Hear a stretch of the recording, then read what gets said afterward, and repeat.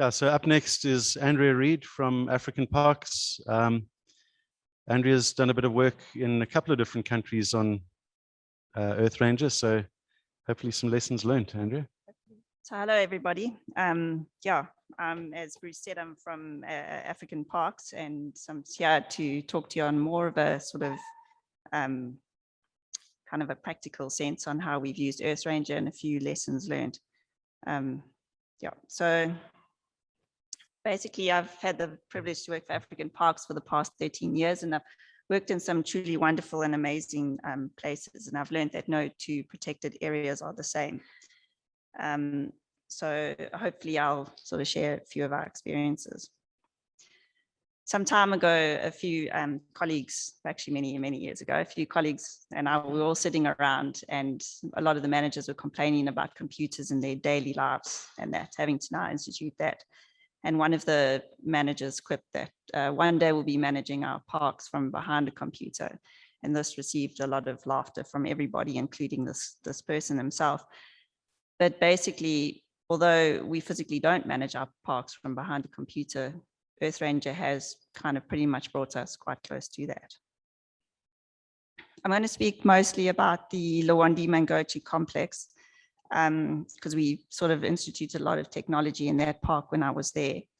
Just to give you a bit of background, Lorendi National Park, the Mangochi Forest Reserve, form a contiguous landscape, and they're found within the Shuri River Valley system in Malawi. Both of these protected areas fall under the management of African Parks, Lorendi in 2015, and then later Mangochi in 2017. It's a relatively small park. They form roughly 91,000 hectares, but we do have a boundary of 250 kilometers. And when setting up EarthRanger, it was really important to understand the sort of complexities of the park and what challenges that they actually faced. So as you can see from this, you can see Lorendi in the south there. It's got a very long boundary. Mangochi's got a very complex boundary, close proximity to water, which has presence of illegal fishing activities there, and we're also quite close to an international border. Malawi is one of the most densely and poorest countries in Africa, and there's a visible hard line between park and communities, and that's no doubt was a recipe for a bit of disaster. So when we assumed management in 2015, the park was overrun with poaching. We had elephant poaching, rhino poaching, large-scale snaring, and rampant illegal fishing.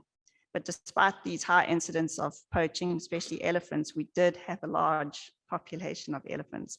And total count in 2015 revealed 900 elephants in just 54,600 hectares.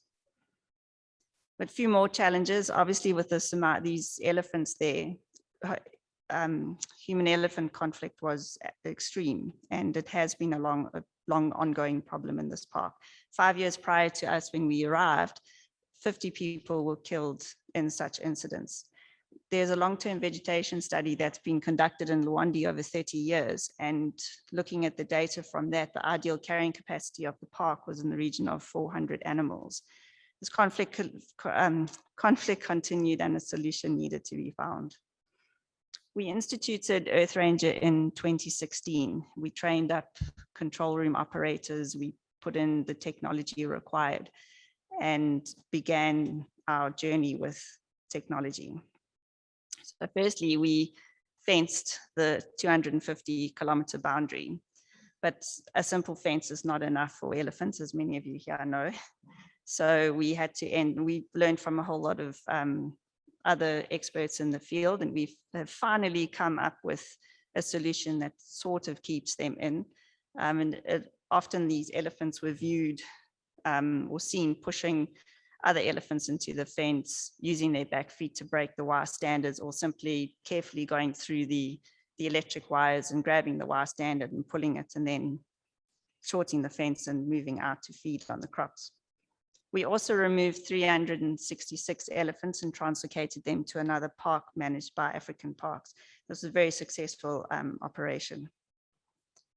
We invested in LoRa technology, and initially we invested in LoRa in the LoRaWAN towers, and we installed 13 across the park, across the entire park.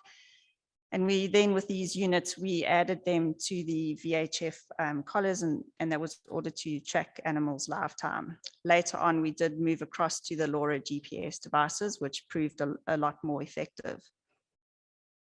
We then trialed sort of one of the first ever LoRa GPS sensors on elephants, and this was extremely valuable to us, and we found that this is where our greatest success came in following these animals. This is how we used to use EarthRanger. You can see there's this elephant here. We sort of nicknamed these fence breaker elephants problem elephants because they were a problem to us. So we have a very high community on the boundary.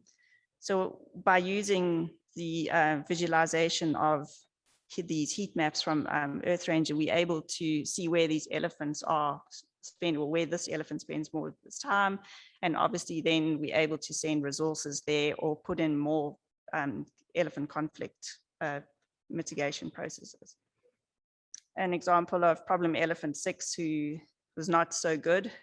He's outside the fence. Control room operators, like everybody else's, operate 24 hours a day, and they monitor these animals. Once an animal has left the park, management is alerted, and we then chase the elephant back into the park, often by using a helicopter. We're fortunate to have that, and they luckily push the elephants back in. Yeah, as I said earlier on, this heat map function enabled management just to basically refine where these mitigation methods are needed most. We also further added in elephant conflict reports, and these are later used for analysis afterwards. And in this section, we would include where the breakout took place, what time did the animal break back in, was the breakout avoided, did they destroy anything outside, and then all of this data is on one platform, and we can later go back and analyze that. As you can see from the dates, so we still struggle. This is this year, we're still struggling with elephant breaking the fence. The codes are red is where animals actually did break through the fence, and then yellow was, or orange is actually where we were able to repel the elephants from breaking the fence. And then this was also particularly important because we can't collar every animal in the park. So for other herds and areas or other bulls that aren't collared, we then were able to put these reports in, and again, send management assets there to go and fix the fence, find out maybe there's a problem, maybe the electrics don't work, but generally just helping management on the ground. We did learn a few lessons. LoRa systems are very expensive and complex to maintain, and EarthRanger reports require training, and they also need ongoing supervision. Everybody knows, like your control room officers, they need constant training. And then where breakout animals are not collared, you do need an excellent communication system, which is required so that we can have timely reporting into EarthRanger. It's no use a day after the fact letting everybody know that the animals are out. And then again, data utilization or visualization is very important for management and priority setting.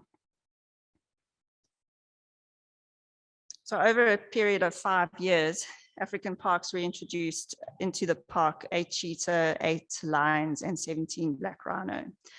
All of these newly introduced animals required as near to lifetime monitoring and for monitoring and security purposes.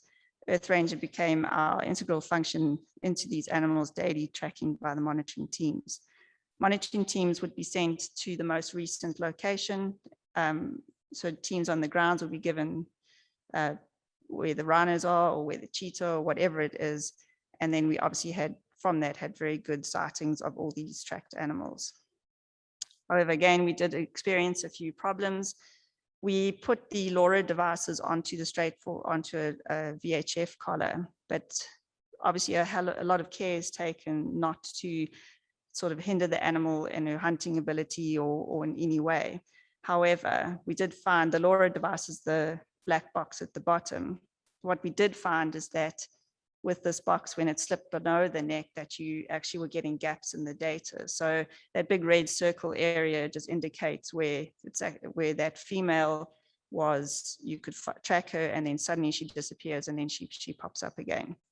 In order to mitigate this, we came up with a bit of a plan. We have made a lot of plans in Lorendi. So we added in a bit of a counterweight. And again, with the lion, it isn't as important, but a cheetah, it's extremely important to be ever so slightly heavier than the LoRa device, because you don't want to add any extra weight to that animal. So we added in a bit of bling for the lions, and that just to make sure that the LoRa devices stayed on top. I do believe now that there are second generation LoRa devices, in which case these devices apparently don't, it doesn't matter whether or not this device has slipped below the neck, but in these days when we were trialing this technology, this was a real big problem. We also got involved with and trialing the very first LoRa rhino horn transmitters.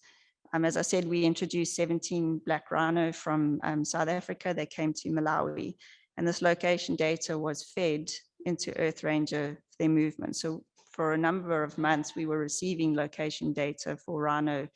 We set the location for 3 times a day. However, we did also had limited success. Some of these animals' devices lasted just a short while others of them lasted for up to even a year. And most of these were battery related. But when they did work, they really formed such an important and valuable monitoring, and they were very important for monitoring and protection efforts. And something later on, we actually trialed the first ever LoRa GPS ear tags, and as many people here that are involved in rhino conservation, there's a lot of yes and no's about ear tags. Key emphasis we found was placed on the fitment of the tag and the actual placement mechanism of the tag. And here you can see in the rhino's ear, we changed the tag slightly, and I'm happy to chat to anybody later about exactly what we did, and placed the tag quite high up. And this, we really had some great success, but unfortunately, due to uncontrolled catastrophic events beyond our control, the LoRa system in the park crashed. So we were only able to receive about 2 months of data. However, the tag is still in the animal's ear, and this was fitted in January 21. So it's still there, it hasn't fallen out. Okay, again, with these devices, we learned that obviously, like I said, the device that slips below your neck, you end up with gaps in your location data where it can't connect to a tower. The ear tag weights are absolutely crucial. We did experiment with one service provider and then moved to the other. The other service provider was 3 grams heavier than the other, and all of these tags just tracked out the rhino's ears and fell out. But despite these challenges, when a solution is found for the problem, the value of this information in EarthRanger is really crucial, especially in areas where there's high security incidences. And then also trialing new technology takes patience and perseverance, and I think we definitely had some of that. We also use law enforcement for EarthRanger for law enforcement, and since 2015 we've recovered plus 40,000 plus snares.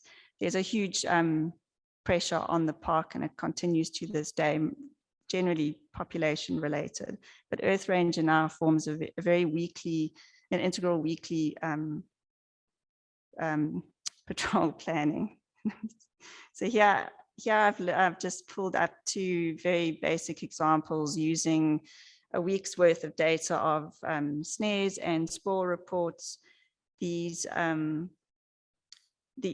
lifetime reports actually enable weekly planning methods to change. So your threat's not always going to, you can plan your patrol for a month, but your threat's not always going to come from the same area. So by utilizing EarthRanger on a weekly basis, you take all the daily information, and before you set your patrol plan out, you can change it according to whatever threat there is on the ground. Okay, so a few lessons learned again. Real-time data improves operational efficiency. digital-based radio tracking has its constraints with when you've got a very high voice radio network, the lifetime tracking of the digital radios drops off. So you don't always get, this is particularly using, if you're only using digital radios to track ranges. Then this data helps us identify high threat areas. And then obviously internet and power system reliability and backups are crucial. If you don't have power or you don't have good internet, this is quite useless. And then probably one of the most important is, despite the high-tech nature of EarthRanger, it's still reliant on people. These need to be well-trained, well-supervised, and have integrity. Otherwise, the entire system security is compromised. So I've just briefly going to touch on Kafue National Park. African Parks has signed a 12-month Memo of Understanding with the government of Zambia, while the discussions are for a long-term mandate are ongoing. As long-time EarthRanger users, we are contributing towards with 2 other partners in the design and implementation of EarthRanger in this extremely vast and complex ZAM landscape.